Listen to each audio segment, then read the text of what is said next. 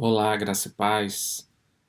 Dando continuidade, então, àquilo que nós iniciamos a apresentar no vídeo anterior, com relação à expectativa puritana no pensamento dentro da visão escatológica desses irmãos, e como a questão dessa mudança da Inglaterra para os Estados Unidos, né, esse otimismo que pairava sobre esses irmãos agora, saindo de um século de plena transformação na Europa, né, nós comentamos sobre isso, né, mudanças políticas, mudanças filosóficas, religiosas, até mesmo produzidas com o efeito da Reforma Protestante, as pestes, as pragas também, as doenças que assolavam a Europa nesse período também. E agora essa nova expectativa de estar indo para um mundo novo, literalmente, né?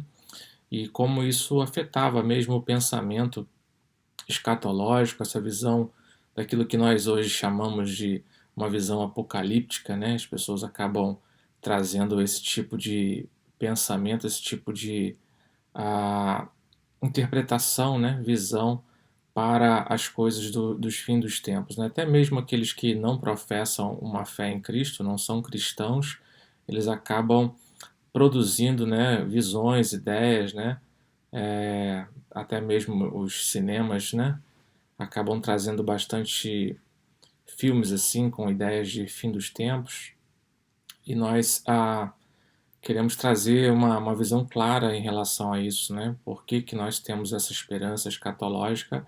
Ela é prioritariamente uma visão de quem acredita na volta de Cristo, né? Naquilo que foi feito, no sacrifício de Jesus na cruz, na promessa de que ele nos deixou, de que voltaria, né? Se encontraria conosco e reinaríamos com Ele eternamente. Essas são promessas do nosso Senhor Jesus, seus cumprimentos. Lógico que dentro disso nós temos a questão das interpretações bíblicas, né? Aquilo que é dentro da visão escatológica, como nós falamos, que é uma parte da teologia que analisa as questões relacionadas aos fins dos tempos, e nós agora olhamos com relação a essa perspectiva desses irmãos puritanos que nós estamos analisando já desde o início com relação àquela teologia bíblica, teologia puritana que nós tratamos anteriormente, e agora nós estamos olhando para essa questão da visão escatológica desses irmãos. Falamos também que não nos aprofundaríamos detalhadamente no tema escatológico, até mesmo porque é um tema bem vasto, com várias nuances, né, que são entendidas aí por diversos setores, denominações diferentes dentro dos ramos cristãos. E nós vamos olhar especificamente para a visão, nesse momento, uma visão puritana desses irmãos que estão saindo agora da Europa, né? Esses cristãos que estão saindo dali, sejam batistas, congregacionais, dentre outros, metodistas também, agora fazendo parte desse grupo dos cristãos puritanos. Então, eles, para ver isso, para verificar essa questão dessa visão escatológica puritana, nós temos alguns desafios pela frente, né? E aí eu queria que você pensasse nisso também junto comigo e a gente analisasse quais são esses desafios. Em primeiro lugar, o que os estudiosos que prepararam essa teologia, teoricamente uma teologia sistemática, né, do pensamento puritano, eles colocam para nós que o primeiro problema, né, a primeira dificuldade que nós temos em analisar a visão escatológica puritana é a escassez de pesquisa relacionada a esse tema ligado aos irmãos puritanos, porque geralmente todos os estudiosos, ou a maioria daqueles que escrevem acerca do pensamento puritano, exploram bastante a questão da piedade, da vida cristã em si, da vida em comunidade, dos grandes pregadores que foram produzidos, né, dos missionários que também acabaram saindo desse movimento puritano, mas poucos são aqueles que se dedicam a olhar e pesquisar mesmo a questão do pensamento escatológico, daquilo que eles pensavam acerca do fim dos tempos. Então essa visão ou a tradição apocalíptica puritana, ela não é um assunto tão explorado, né? Não são muitos os estudiosos desse assunto que se debruçaram diante do tema da escatologia puritana. Esse é um primeiro ponto que nós temos dificuldade para tentar encontrar mais informações e vão ser dificuldades de olhar para esse pensamento escatológico puritano justamente pela falta ou pela escassez de pesquisa relacionada a esse ponto. Nós temos também um segundo ponto que causa dificuldade nesse estudo, quando nós paramos para pensar sobre as últimas coisas, os últimos tempos, uma visão apocalíptica ou escatológica, né, como nós preferimos chamar, é a questão da tendência que nós temos, né, todos nós, de impor categorias escatológicas, né, como aquilo que nós já conhecemos e algumas denominações tratam, até mesmo porque colocam como suas tradições de fé, como se não houvessem outras formas de pensar, né? Não, nós pensamos assim, vai ser assim, né? A gente até vê alguns pregadores, né, trazendo uma assertiva, não, isso é assim, assim, assado, como se fosse uma coisa bem matemática, né, bem resumida, e dão como uma única realidade. Nós temos uma tendência em pensar escatologicamente voltados, né, literalmente para aquele cunho do que nós aprendemos, principalmente nas escolas dominicais, né, nas nossas igrejas, nas nossas denominações. Então nós olhamos escatologia de alguma forma apenas por um foco, a não ser que aqueles que têm a oportunidade de estar num seminário teológico ou algumas denominações que abrem, né, para um amplo debate e apresentam, né, que deveria ser a maneira correta de se ensinar sobre a questão apocalíptica, sobre a questão da escatologia dentro das igrejas, apresentando as outras visões para que os irmãos também pudessem conhecer, porque às vezes quando não se tem uma convicção ah, melhor sobre esse assunto, a gente acaba misturando bastante coisas em relação ao fim dos tempos, como vai ser isso, né? Jesus volta, Jesus vem uma vez, vem duas vezes. A gente vai passar um pouco por isso, até mesmo para poder apresentar quais são as diferenças principais, e essa é uma dificuldade para pensar nessa visão puritana. Eu lembro de ter comentado isso com alguém em relação a uma visão exclusivamente puritana sobre o final dos tempos, e a pessoa com quem eu falei ficou surpresa. Existe esse pensamento, um pensamento diferente daquilo que nós conhecemos? Sim, existe. Então, a questão dessa tendência que nós temos de impor, né, um pensamento, uma categoria escatológica como os mais conhecidos, né, que estão aí na tela, aí, amilenarismo, né, o pré-milenarismo e o pós-milenarismo. São os mais conhecidos, né? Novamente, amilenarismo, pré-milenarismo e pós-milenarismo. São os mais conhecidos, são os mais tratados aí, onde as denominações acabam divergindo um pouco das ideias relacionadas a esses temas. Então, esses são os principais. São vigentes, então, dos séculos 20 e 21, né? O tempo que nós vivemos hoje é o tempo em que mais se pensa dessa maneira, e aí causa dificuldade, né, para olhar para essa escatologia puritana, né, e ela não era presa, né, isso que é interessante. A teologia puritana, a escatologia puritana, ela não ficava presa dentro dessas três teóricas vertentes, né, os puritanos, entre eles mesmo, eles divergiam dessas ideias, né, eles tinham um pensamento mais exclusivo, nós vamos olhar lá na frente, fazia um pouco de olhar para essas tendências, mas eles não queriam se enquadrar. Não, eu sou um puritano amilenarista. Não, eu sou um puritano pré-milenarista. Ou sou pós-milenarista. Não, eles não olhavam dessa maneira. Então, um dos puritanos defendia aí categoricamente, né, que a teologia puritana ela conseguia então desafiar esses pensamentos que nós hoje vivemos sobre eles aí. Desafiar transcendia até mesmo os conceitos que para nós hoje são conceitos contemporâneos. Tá? Então, toda vez que nós pensarmos em pensamento escatológico puritano, ou tentarmos olhar para isso, a gente tem que tentar deixar um pouco à parte aquilo que nós falamos, aquilo que nós explicamos, aquilo que nós estudamos, né, nas nossas igrejas ou até mesmo nos seminários teológicos acerca da escatologia, né? Então é uma visão bem diferenciada daquilo que nós já conhecemos aí. E o terceiro ponto, que é importante, né? Nós falamos de 3 dificuldades, né?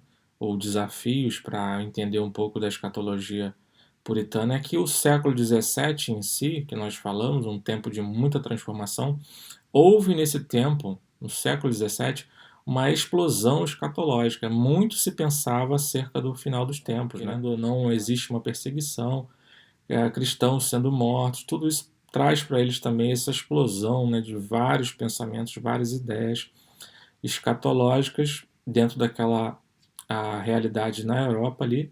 E agora esses cristãos puritanos tendo a oportunidade de sair desse contexto e ir para uma nova terra, né?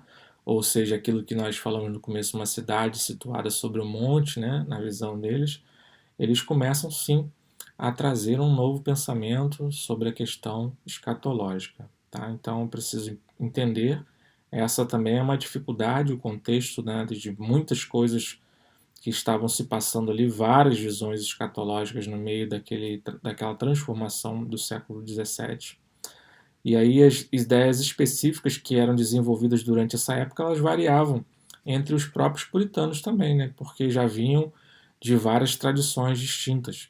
Devemos então, né, principalmente quando falamos nesse assunto escatologia, né, ou assuntos apocalípticos, né, como preferem dizer, nós precisamos deixar ou tentar ser menos simplistas, porque é um assunto que é muito polêmico, mas ao mesmo tempo é um assunto muito técnico, né? Muita interpretação, muito estudo em cima disso, antes de nós traçarmos um pensamento fechado acerca daquilo que vai ser dessa forma ou não vai ser dessa maneira. Então nós não podemos ser simplistas quando pensamos em desenvolver qualquer tipo de ideia relacionada ao fim dos tempos. Por isso que quando a gente ouve, né, pessoas, né, hoje, principalmente por causa do coronavírus, não, são os últimos tempos, pregações em cima do livro de Joel, pregações em Apocalipse, pregações ali também no livro de Daniel, são livros, né, que têm essa visão apocalíptica também, dando como certo algumas coisas, justamente pelo momento em que nós estamos passando. Isso é muito delicado, isso é perigoso fazer assertivas baseadas no momento, né? Porque a gente sabe que vários irmãos nossos, principalmente esses irmãos aqui, passaram por ebulições, talvez transformações muito maiores do que as nossas, também tiveram influências e a gente não pode fechar assuntos, né, relacionados à escatologia ou visões relacionadas ao Apocalipse, baseado numa circunstância atual em que nós estamos passando. Tudo bem que, junto com o coronavírus, nós temos várias outras coisas acontecendo. A nossa época também, o nosso momento também é um momento de ebulição cultural, também várias transformações de coisas que nós não víamos falar já há muito tempo, e se nós olharmos as escrituras com cuidado, nós também vamos ver que há várias indicações, mas nós não podemos cravar nada, né, dizendo que é assim, essa visão aqui é a mais correta, e aí a gente pode fazer uma análise, mas o mais importante disso é ir na palavra de Deus, olhar para a palavra, olhar para o nosso tempo, olhar para a nossa geração e principalmente entender aquilo que Deus quer de nós nesse tempo, né? Para não ficarmos ansiosos, angustiados com o final dos tempos, mas assim como nós estaremos vivendo esses finais dos tempos como cristãos de fato.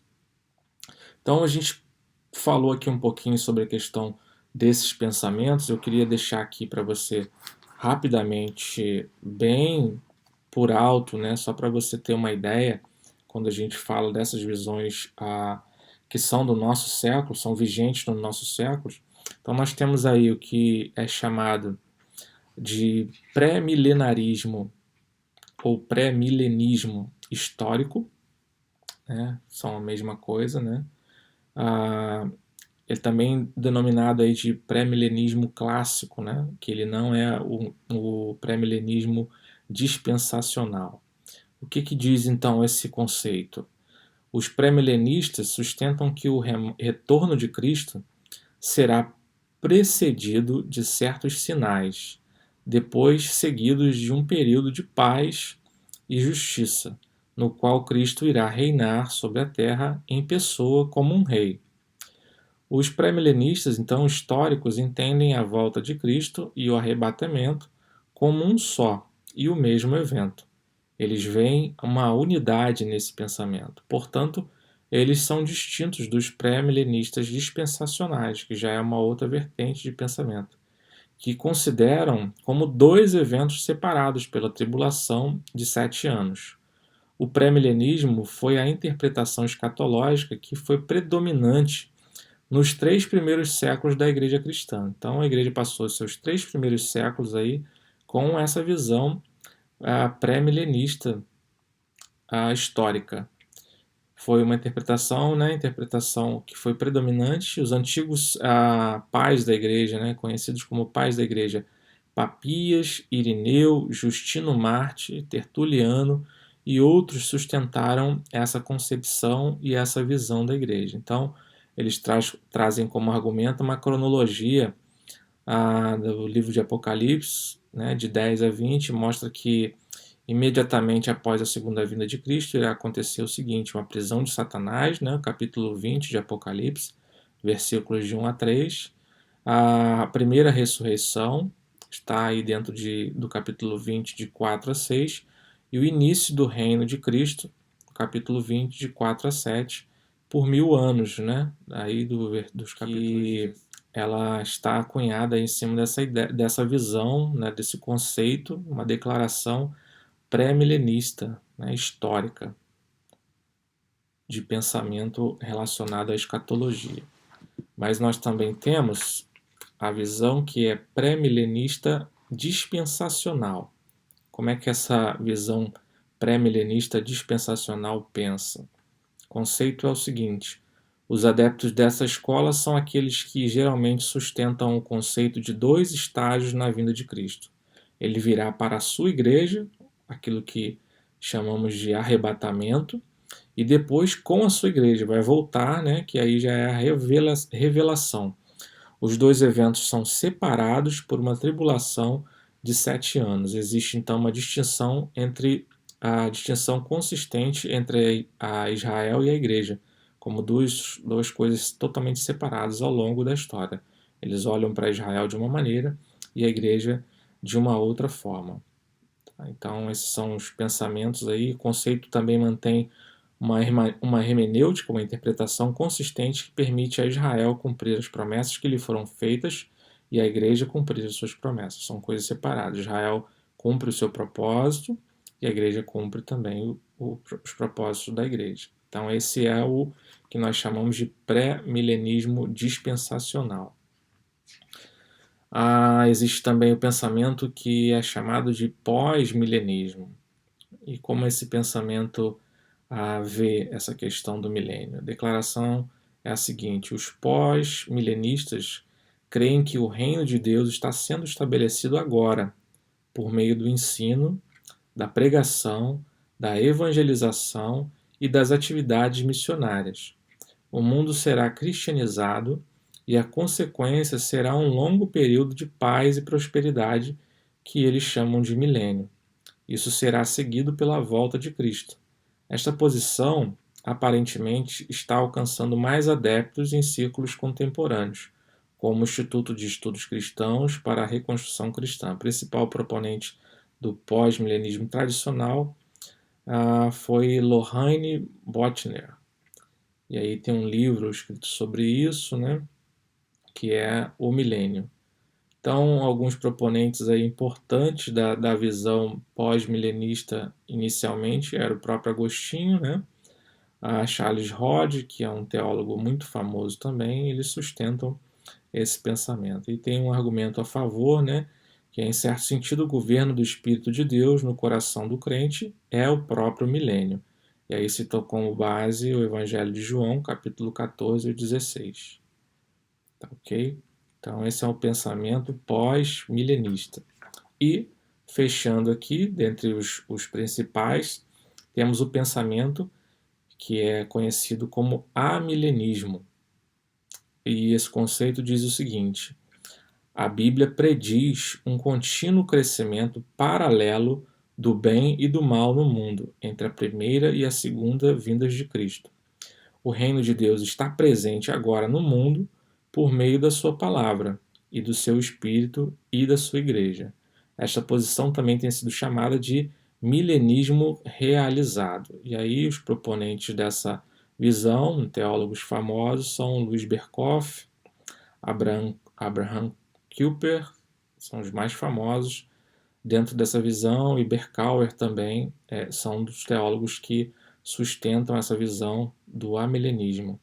Quais são os argumentos a favor? A natureza condicional do pacto abrâmico, né, aquele pacto de Deus com Abraão, bem como dos outros pactos, indica que o seu cumprimento ou falta de cumprimento é transferido para a igreja por meio de Jesus Cristo. Né? Aquilo que não foi cumprido ali em Abraão é cumprido para a igreja por meio de Jesus Cristo. Então, as passagens que dão base para esse pensamento são de Gênesis capítulo 12, de 1 a 3, Romanos 10 e Gálatas 3,16. Essa geralmente, a visão do amilenismo é a visão mais comum de ser encontrada, talvez, dentro daqueles círculo dos conhecidos reformados. Teólogos, né, ou pastores reformados geralmente têm uma tendência maior a estarem olhando para a questão do amilenismo como um pensamento talvez mais próximo daquilo que se entende sobre o fim dos tempos, como as coisas se darão nos últimos tempos. E aí, como é que você se enquadra lendo aquilo que foi colocado aí, explicado aí em tela? Você se vê como um amilenista, se vê como um pós-milenista, um pré-milenista dispensacional ou um pré-milenista histórico, né? Então tá na tela aí, são questões de conhecimento para você ter como base das visões principais que rodeiam, norteiam aí, né, os teólogos, os pensamentos dentro do protestantismo. O amilenismo em si também, aparentemente, é uma visão dentro da Igreja Católica também para o ensino das últimas coisas, dos últimos acontecimentos também. A Igreja Católica ela é bem alinhada, né, com a questão do amilenismo. Então, para a gente finalizar aqui com relação a esses desafios da escatologia puritana, o autor coloca para nós aqui que, embora os puritanos do século XVII tivessem posições divergentes entre eles mesmos sobre escatologia, eles estavam unidos na reformulação da escatologia agostiniana. A escatologia agostiniana ela é muito parecida, né? Ela sustentava bastante aquilo que foi colocado ali como, inicialmente, Agostinho como um pós-milenista, depois passando a ser um amilenista. Então, até então, era o pensamento reinante, até porque o Agostinho é o teólogo, um dos mais famosos, se não o mais famoso, da história da igreja, né? Dentro da igreja católica, para o protestantismo também há uma relevância muito grande. Agostinho, então, sustentava que o reino milenar de Cristo teve início com a ressurreição de Cristo, né? A partir do momento que Jesus ressuscita, e que o período milenar de Apocalipse 20, né, citado no Apocalipse 20, vai da ressurreição de Jesus até o fim do mundo. Isso aí seria para ele, na visão de Agostinho, esse período, esse reino milenar se dá desse momento em que Jesus ressuscita até o fim do mundo. Nós então estaríamos aí enquadrados dentro desse milênio, já vivenciando esse milênio até o final do mundo, até o fim dos dias, né? Então vem Martim Lutero, é um grande reformador, ele acompanha esse pensamento de Agostinho, na maior parte dele, mas ele introduz uma mudança no pensamento com relação ao milênio. Adota uma abordagem historicista na interpretação de Apocalipse. E também aqueles que são chamados de calvinistas, ou aqueles que são adeptos ou se identificam com a teologia calvinista de João Calvino, também um reformador da igreja, logo seguiram o exemplo também e continuaram modificando essa abordagem historicista de Agostinho, desenvolveram um otimismo escatológico com relação ao que se propunham de um dia de futuro de glória para a igreja, quando o evangelho protestante triunfaria, né? O pensamento desses reformadores, principalmente, né, de Martinho Lutero e Agostinho, Martinho Lutero e Calvino, era de que a igreja triunfaria, a igreja protestante, até mesmo dentro do contexto deles, né, de terem já vivenciado essa questão do racha ali com uma igreja católica, eles viam então, dentro do cumprimento da história da igreja ali, um triunfo da igreja protestante no final dos tempos e um futuro de glória para a igreja de Cristo. Essa abordagem, então, na interpretação de profecias não cumpridas, né, para eles algumas coisas que ainda não foram cumpridas, era um fator que unificava, né, trazia todos os puritanos, por mais que divergissem em alguns pontos de ideia, eles tinham entre si um pensamento que era único em relação a esse futuro glorioso da igreja, do protestantismo em si triunfando, apesar das dificuldades, apesar das mazelas, das tristezas, do sofrimento, a igreja cristã, a igreja protestante, ela triunfaria. E essa é uma visão que se estende mesmo em diferentes linhas de pensamento escatológico, isso é um pensamento reinante dentro da questão protestante, da visão protestante da escatologia bíblica. Então, esses são os desafios para olhar para a questão escatológica do pensamento puritano, né? Primeiramente aí a questão da insuficiência de pesquisa sobre a visão deles em si,